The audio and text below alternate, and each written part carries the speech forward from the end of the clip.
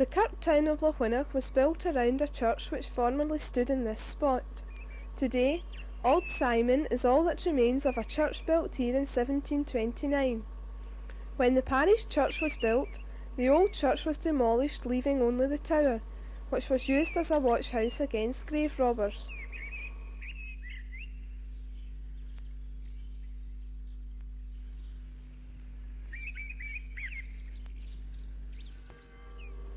The parish church was opened on the 2nd of October 1808 and can seat about 1,150 people, but in those days there was not enough accommodation. There were few free sittings in the church, seat rents varying from 4 shillings to 12 shillings.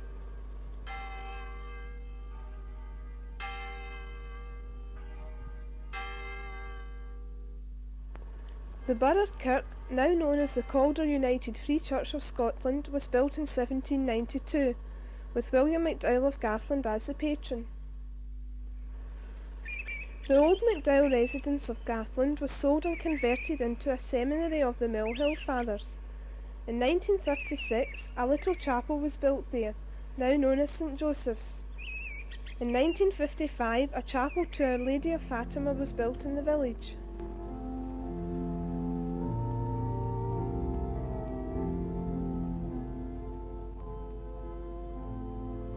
The West Church was opened in February 1844, but has now been knocked down.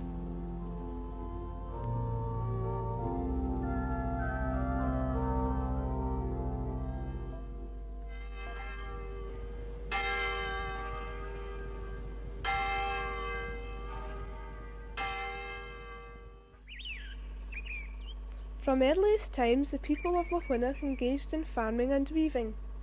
Most of the farms were small and leased for 2 years only, and the rent was payable in kind.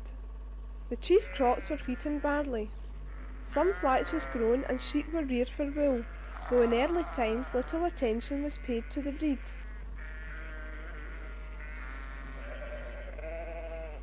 Towards the end of the 17th century, the weather was so bad that the crops were ruined, and the sheep and oxen died in their thousands. Agriculture had no chance, and a large proportion of the rural population died of disease and hunger. It was not until after the famine of 1760 that things began to improve. By 1782, most of the good land was enclosed by dykes and hedges.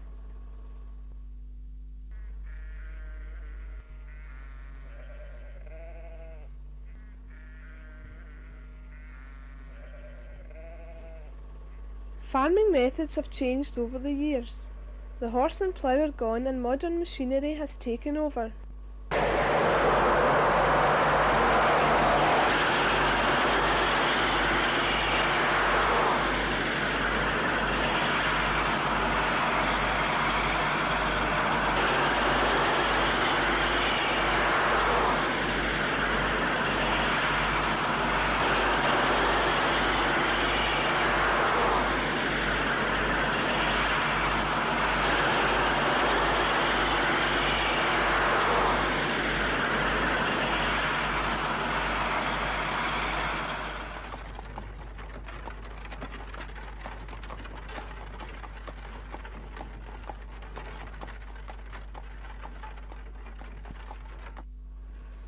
Every landowner had his own mill which his tenants were bound to use, or forfeit their farms and be fined 100 shillings. One such mill was the Bar Mill at Millbank.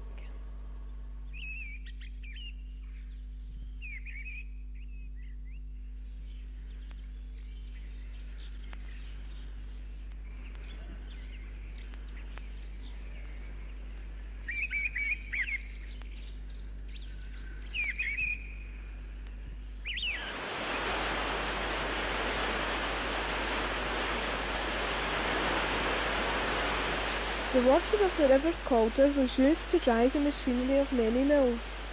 Linen, silk, cotton and thread were all produced and dyed in local bleach works. The falls were built to supply water power to Calder Park Mill.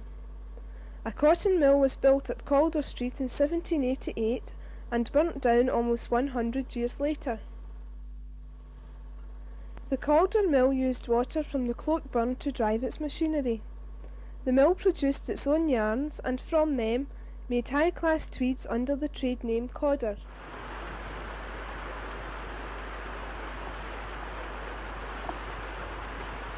Higher up in the Calder, a wooden dam was built to supply water to Calder Bank Mill.